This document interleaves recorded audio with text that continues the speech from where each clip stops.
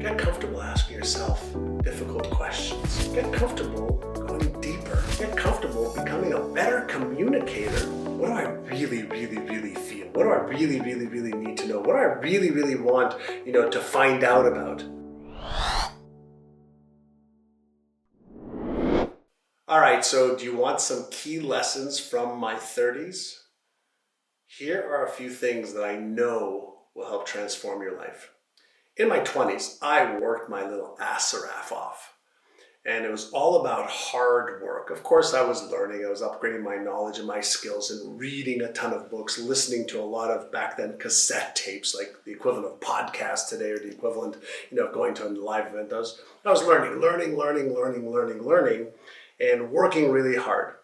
And as you probably, if you watched my last video on my timeline of 20 years old, I ended up sick with ulcerative colitis, got that under control by controlling my mind. All good, right? Okay.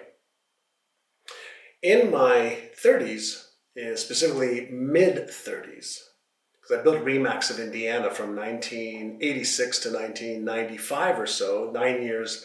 I built an 85 office, 1,200 person, $4.5 billion a year company. And learned so much. But I needed to take some time off. So I took a little bit of time off because in that time frame, 1995-ish or so, my son, Keenan, was born, and I wanted to be a great dad. If you see behind me, you see my book here called Having It All. I really wanted to focus on having it all. Having money, travel, fun, experiences, a great relationship, being a great dad, a philanthropist, a contributor, somebody who has, a great life. And I wanted to be extraordinary instead of ordinary. And I knew that I had to put in that little extra. But after I built my first company, I was exhausted. I got into real estate when I was 19. I worked for, almost 20 years, or maybe, 17 years, nonstop. Of course, I took some vacations, but I decided to take some time off and just be with my son. And so I took a little bit of time off and traveled. And here's the thing that I learned about time. It was great at the beginning. And it was like lots of fun. Let's go here, let's go there, with one exception. I was divorced. And I had to do it by myself. And I wouldn't have to, but I invited my friends. I would pay for my friends to go on vacation with me because, I was in my 30s and they had jobs. They had careers. They couldn't just leave. So I would entice them by saying, hey, want to go on vacation with me? I'll pay for your airfare and I'll pay for your hotel. And I did that just so that I wouldn't do it alone. But here's something that was really important.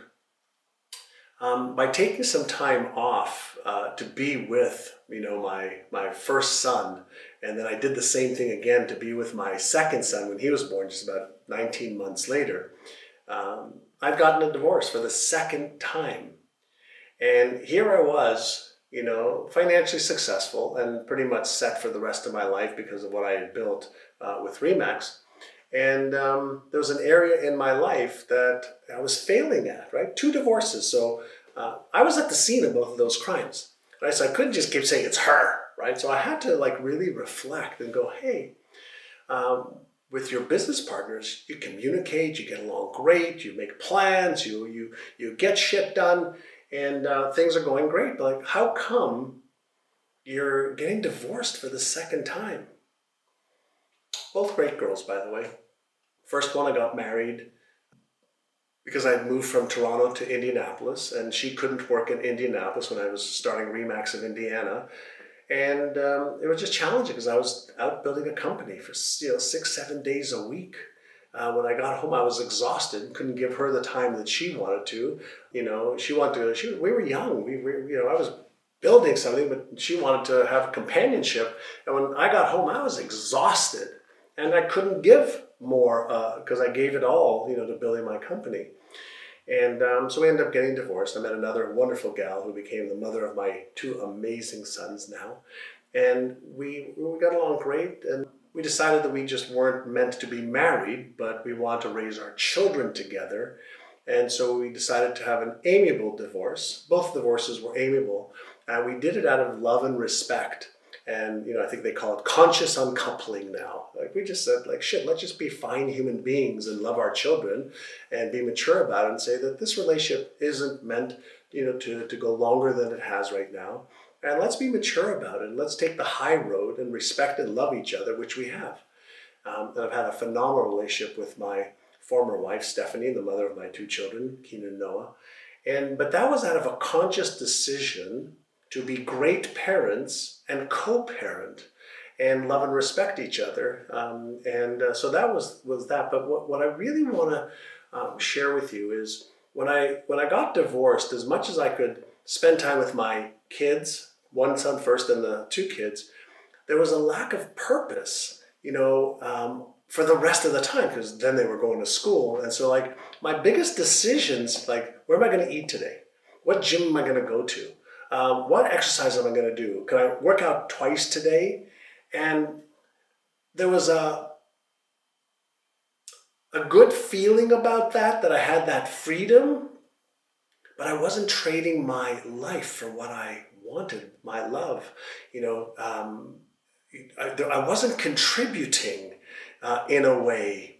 And so I ended up doing a business deal that caused me to move and take my, I moved with my former wife and our 2 kids to do a business deal. And the lesson that I want to share with you is I didn't do my due diligence on this deal. I didn't look deep into all of the nooks and crannies of this business deal. And I moved my family from, at the time, Indianapolis to Vancouver. And I was there for about 10 months, only to make a decision that this wasn't the right place for us. Vancouver's beautiful, by the way, but it wasn't the right place for us because the deal that I was going to be the CEO of, a company called, the founders just were doing some things that, let's just put it this way, were shady. And I could have found out about that had I been more responsible in my due diligence, asking the deep, hard questions, but I didn't know how to communicate and ask the personal questions to show me evidence of, the bank accounts, the trademarks, the patents, and all the stuff that I was told that they had. And they were doing some things that I think were illegal. Don't know for certain, but I think were illegal. And on the surface, everything they said seemed great. And I got so excited in the deal, emotional in the deal, that I stopped thinking, to show the evidence. Now, why am I sharing with you the story between the divorce, and the business deal? Remember I said I was at the scene of both of the crimes? One of the things I had a hard time doing when I was younger, 20s and 30s, is really going deep and learning how to communicate authentically, confidently, with certainty, without feeling insecure, thinking that, well, what if she, feels this or says this, or what if he or they feel this or say that? And I did that because I was insecure, but I was also not confident enough to ask some of the tough questions or have some of the tough discussions that needed to be had in my relationship or with these potential business people. That's my responsibility, right? It's your responsibility, is to be able to have those tough discussions with yourself, to look at yourself in the mirror and ask yourself, what do I really, really, really feel? What do I really, really, really need to know? What do I really, really want, to find out about? Like, what is that? I didn't feel comfortable and confident in myself. I didn't know. I was never taught the art of communication, of authentically expressing and feeling my way through that. So you know what I did? I suppressed my thoughts. I suppressed my emotions. And if you watched the last video, do you remember I shared I had ulcerative colitis in my 20s? Suppression is caused when you don't express. When you suppress, you depress. When you depress, you disintegrate. When you disintegrate, that's your path to death. And us human beings, we must express. That's the nature of our spirit. And when you say and ask authentically, with confidence and certainty, in a kind, loving way, the things that you need to say. You ask the questions you need to ask. Then there's this essence of truth and harmony and clarity and consistency, and things just seem to flow. So here's your lesson. Get comfortable asking yourself difficult questions. Get comfortable going deeper, okay, on what is it that you're really, really feeling? What is it you're really, really thinking?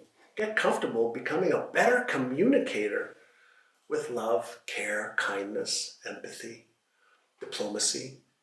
That's a skill, by the way. That's a skill that I had to learn after the pain that I went through, after some of the failures, after some of the judgment errors that I made. So there's your session for today, and there'll be more packed in my next video of what I discovered in my 40s, 50s, and what I'm discovering in my 60s now. Hey, this is John, and if you liked that video, watch the next video because it is packed with things that you can do right now to achieve success way faster than ever before.